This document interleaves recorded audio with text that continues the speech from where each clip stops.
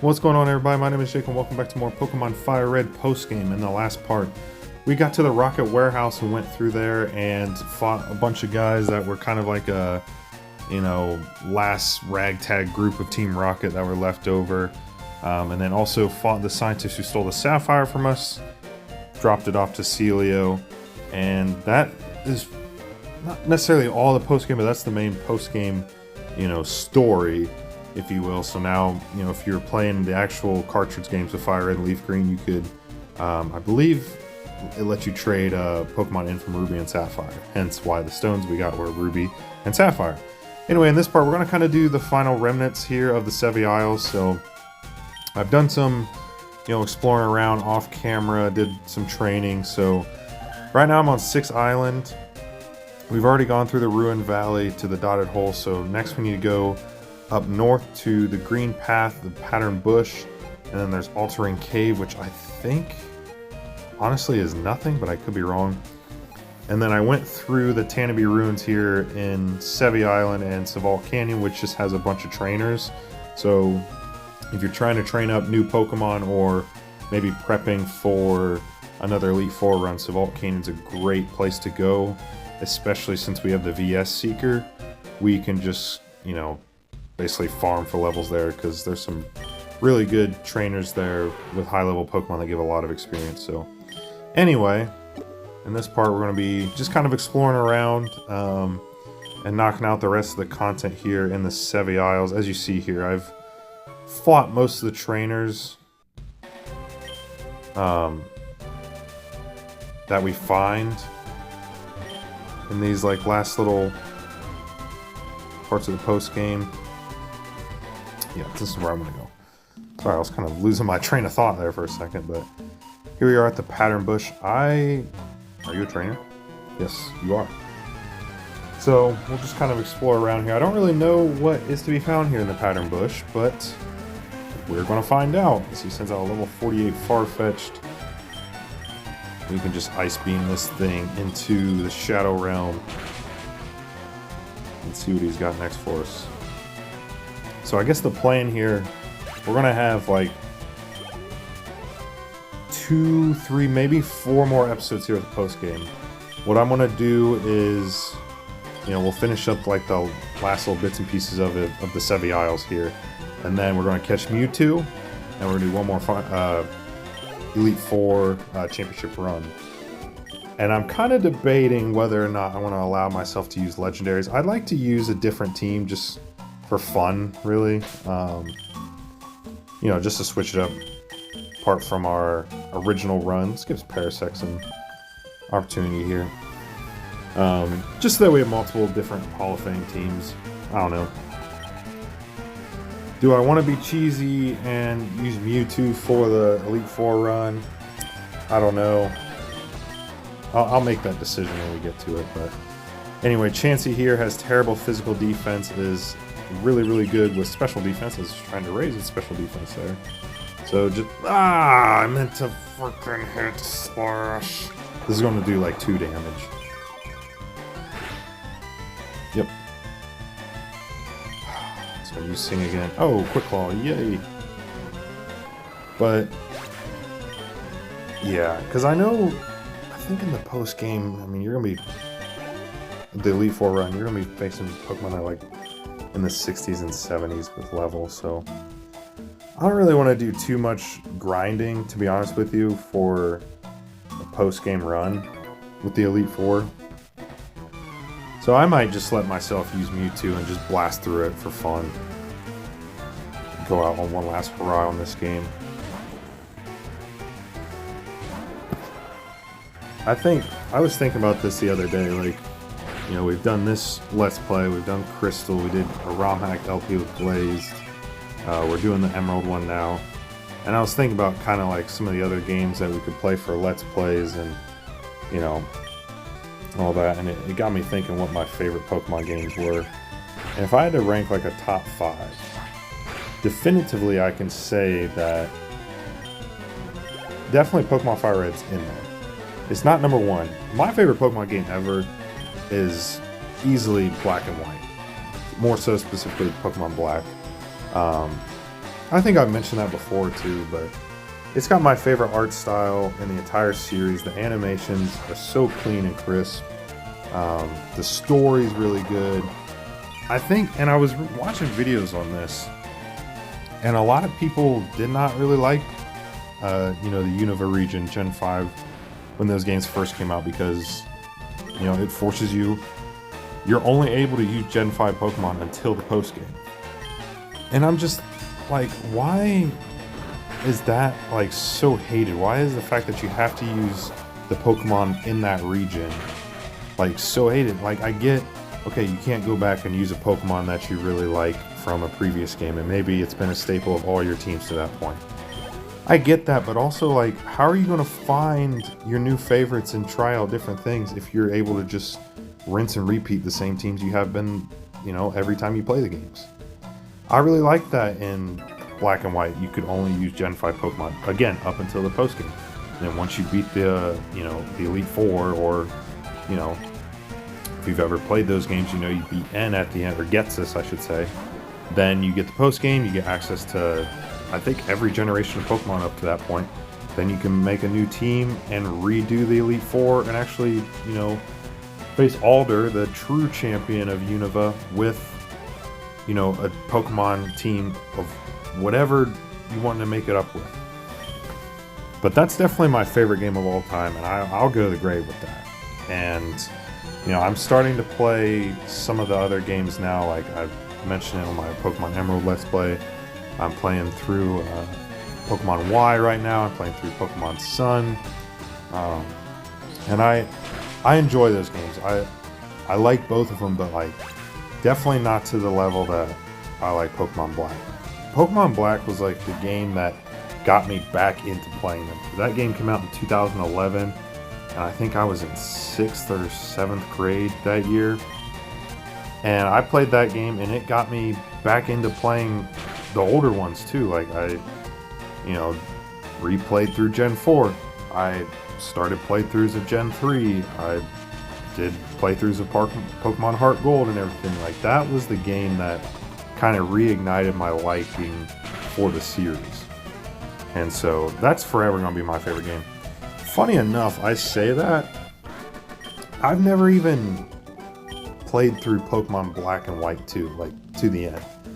I've gotten through a few gyms, and then for one reason or another, maybe I was just burnt out or something, I would, stop the playthrough and move on to something else. But that's something, I have a copy of it. I might do a full playthrough again, because I know Pokemon Black like the back of my hand, really, like the story, because I've played through it multiple times. But as much as I love that game, I've never even beaten the sequel, so. But part of that is because I love Pokemon Black and White so much, as I just would replay that. I'm sorry, I'm having a really tough time navigating my items here. Do I seriously only have full restores? Do I not have any other form? Okay, yeah, I only have full restores. Guess we'll go freshwater. But yeah, and then other games I really like. With Fire Red, I would say Fire Red for me is probably, I would put it at number 4 if I had to give a number on it. Because I'm thinking like, okay, Pokemon Black's number 1. I think Platinum is probably number 2 for me. I really love that game. I think it improved so much of the story from the original, Diamond and Pearl Gen 4 games. It's, yeah, the story improvements, it's challenging. The distortion world is awesome. The legendaries, those are probably my, it seems like every game has like, its core 2 or 3 legendaries. I think Dialga, Palkia, and Giratina are probably my favorite core legendary Pokemons in a game. And then, yeah, Gen 4 in general is kind of slow, so like the gameplay is still a little bit slow in Platinum, but compared to Diamond and Pearl, it is way faster. Anyone who's played Diamond and Pearl knows it's kind of a slog playing through those games just because of the pacing of everything.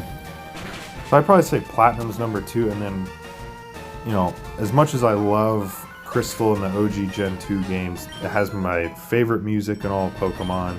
I think the improvements it made over Gen 1 were drastic. Heart Gold and Soul Silver, I think, are the, pun intended, gold standard for how to do a Pokemon remake, or just a remake in general. Those games are so good. They were loyal enough to the originals while also adding in new features. It's just like a perfect blend. And it has the Gen 4 art style, which, you know, next to Gen 5 and then honestly Gen 3 art style is probably my favorite.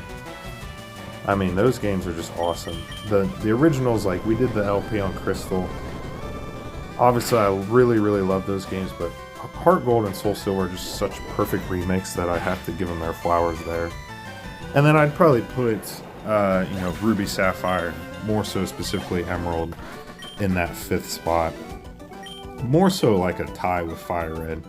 I think Emerald's probably a better game than Fire Red, but just the nostalgia factor for me is giving it that edge over Emerald. Because I mentioned it in my playthrough of Emerald that that was the game in the series where I started to not necessarily dislike Pokemon, but I just kind of lost some interest and was playing other things instead. Really, really happy to be back playing it in the Emerald LP. But yeah, like I said, I think Emerald is a better game, but my nostalgia and my, you know, connection with this game is what's going to give it that nod. So I think that's the top 5 for me. You know, I'm starting to play through some of the newer games, so maybe, who knows, maybe one will overtake, you know, one of the older games, but we'll see. I am really enjoying let me preface this by saying, the intro to Pokemon Sun is kind of a drag, I'm not gonna lie, but so far, once I'm done with that, I'm liking playing that game. Pokemon X and Y is good too, but I think I'm preferring Sun to those, but yeah, definitely enjoying playing some new games, and obviously there's tons of ROM hacks out there that can always be tried out. But yeah, I'd say those are probably my 5 favorite in that order. So Pokemon Black and White, Pokemon Platinum, Heart Gold, Soul Silver, Fire Red and Leaf Green, and then Ruby Sapphire Emerald. But more so in those, specifically Pokemon Black, Platinum, Heart Gold, Fire Red, and then Emerald. So yeah, that was a long freaking tangent, man. You're probably just sick and tired of me talking. But we're just fighting a bunch of, I don't even know how to describe them, just goobers here. Seems like, I don't know if we're supposed to be making out a pattern in the pattern bush, as it's called, but I haven't been able to make anything out. But Jesus.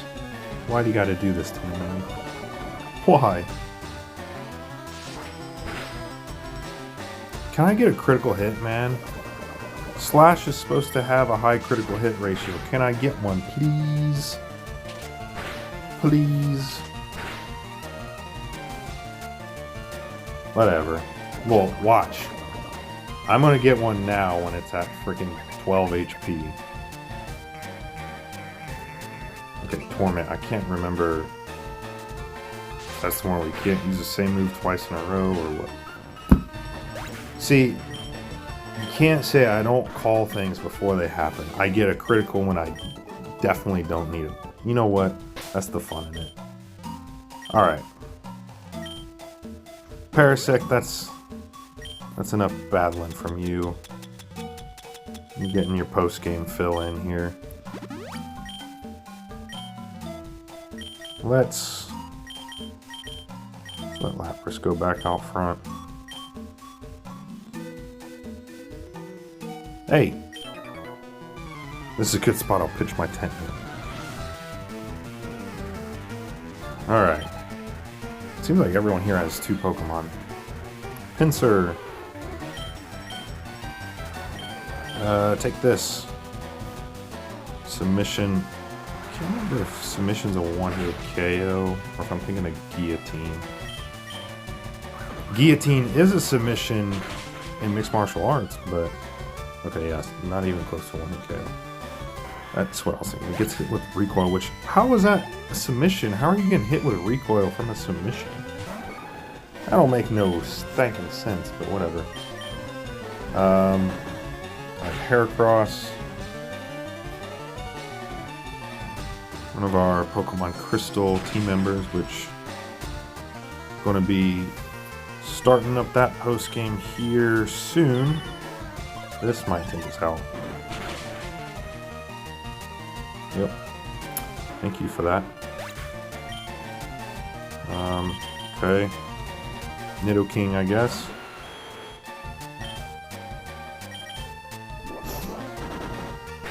Yeah, gonna be doing the Crystal Let's Play or post-game series here probably shortly after we finish up the post-game in this game. I'll probably, when we get to like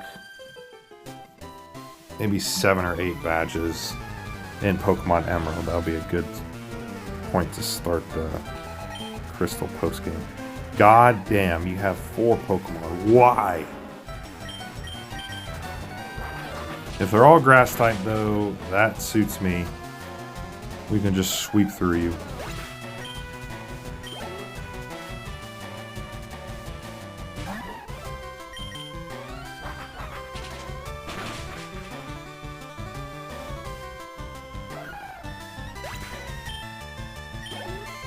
Alright, do you at least have a Skiploom in here? Hey, there we go, right off here.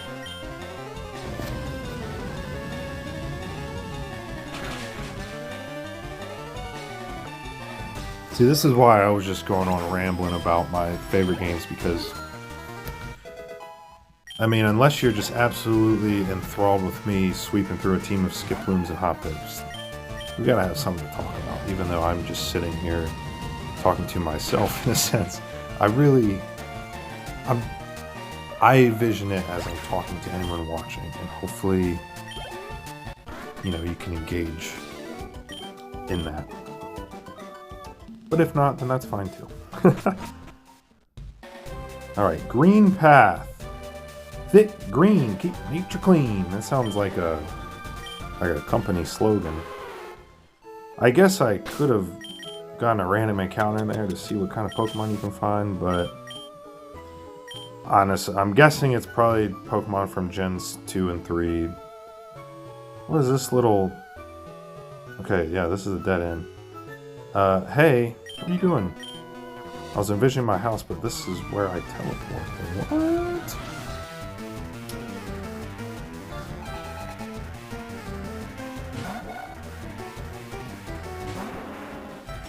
Alright, if you're going to have Natu and Xatu, let's give Jolteon some run here, and then I think we'll end things off after this battle. I didn't think that this pattern bush and the whatever green path or whatever we're on would take this long, but that's fine.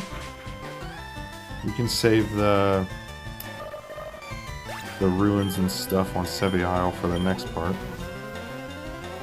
I really don't think those will take that long.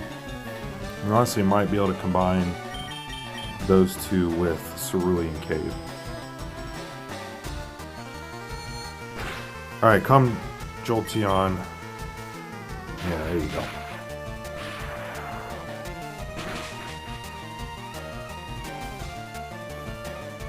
Alright.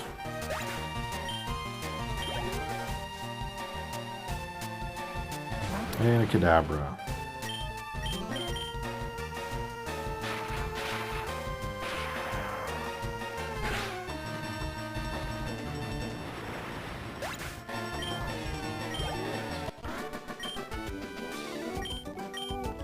So is this really the end? Like, do you have something, or... Okay. Oh, wait. There might be some more up this way. Okay, yeah, there is. Oh, oh yeah, because Altering Cave, duh. Nope. I did not want to battle you, but I guess we will. At least you only have one Pokemon. It's a fucking Meryl. Level 50 Meryl. Really? Why is that thing not in Azumarill? Right? Azumarill's a thing in Gen 3. Or, yeah.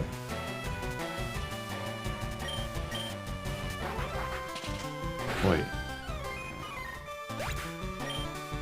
I don't know. I'm pretty sure Meryl can evolve. I don't know why I'm thinking like its evolution's Gen 4, but I don't think that's the case. I'm like 98% sure you can evolve Meryl and